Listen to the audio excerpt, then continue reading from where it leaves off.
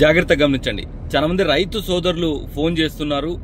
Sir, బత్తాయి నిమ్మ విషయంలో కాయ సైజు పెరగడం లేదు, ఇదివరకే మేము సూక్ష్మ స్థూల పోషకాలన్నీ వదిలాము అని అడుగుతున్నారు. ఇప్పుడు మీరు బయో ఫర్టిలైజర్స్ యూజ్ చేయండి.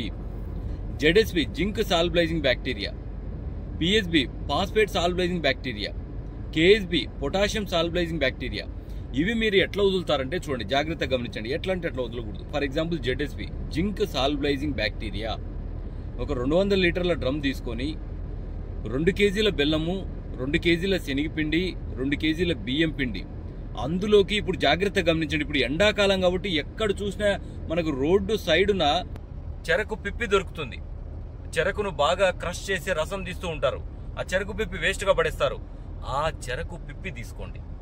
చెరకు పిప్పి దాదాపు ఆ 200 లీటర్ల డ్రమ్ముకు 5 కేజీల వరకు వేసుకోండి. దాన్ని ఏం చేస్తారంటే అట్లే వేయకుండా కాటన్ క్లాత్లో మూట కట్టి దాంట్లో దించేయండి.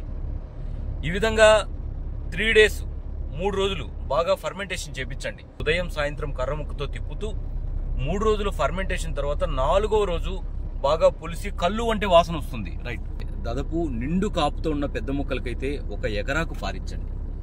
200 లీటర్ల డ్రమ్ము 1 ఎకరాకు పారిచ్చేయండి. ఇదే విధంగా జెడ్ఎస్పి అయిన తర్వాత పిహెచ్బి, కేఎస్బి ఈ 3 చేయండి.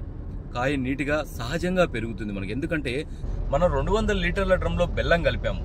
బెల్లంలో ఐరన్ ఉంటుంది, మొక్కకు ఐరన్ అందుతుంది. తర్వాత శనగపిండి కలిపాము, మొక్కకు అమినో యాసిడ్స్ అందుతాయి. తర్వాత మనము బియ్యం పిండి కలుపుతున్నాము, మొక్కకు కార్బోహైడ్రేట్స్ అందుతాయి. తర్వాత మనము చెరకు పిప్పి కలుపుతున్నాము, మొక్కకు పొటాషియం అందుతుంది. ఒకసారి జాగ్రత్తగా గమనించండి.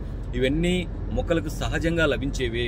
కాబట్టి ఎవరైతే కాయ సైజు పెరగడానికి ఇప్పటికే సూక్ష్మ స్థూల పోషకాలు వదిలేసింటారో వాళ్ళు ఒకసారి బయో ఫర్టిలైజర్స్ వదలండి.